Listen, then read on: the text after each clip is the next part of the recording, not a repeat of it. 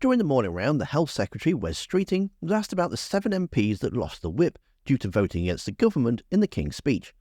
Now, I get that the MPs were trying to either vote with their heart and not agree with keeping the 2-cap limit on the child credit payment, but it wasn't the vote to try and make a change.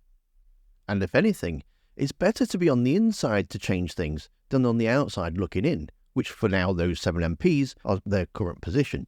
Now, some might say that removing the whip was a step too far and maybe they should have had just a bit of a reprimand, but I don't agree.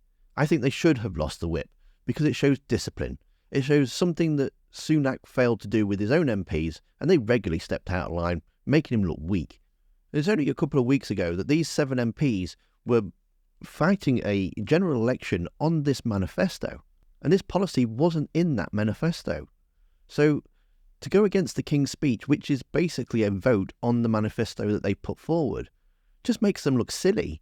Various events this week, but in particular the decision to suspend the whip from 7 of your colleagues that Keir Starmer took.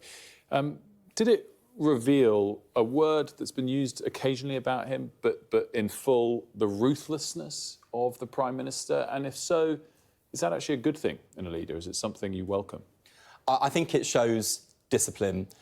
Look, we're going to have disagreements over the next 4 or 5 years. That's democracy. And I'm comfortable being challenged by members of Parliament, including people within my own party, about the decisions that I make.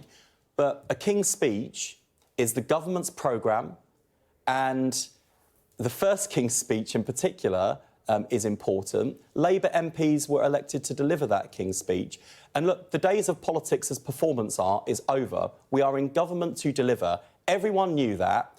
And for 7 people to choose to showboat or choose to use politics as performance art and to expect there not to be consequences was naive at best, but I think we've seen too much performance art politics. We're in government now to deliver. We will deliver on child poverty and we will deliver on every single other promise that we made. They would have been warned what would happen if they voted against the government, and now they are facing the consequences of their actions. Now, I would like to see the cap removed, but I understand that it wasn't funded and it wasn't in their manifesto. So doing unfunded promises is what we've had 14 years of, and we don't need any more of that. Labour have already got a massive hill to climb, so why make things harder for themselves? So I do expect them to tackle child poverty, and I do expect them to bring that down. So although the video on screen is hard to watch, it does set out their position a bit more clearly. So go watch that next, and I'll see you in the next one.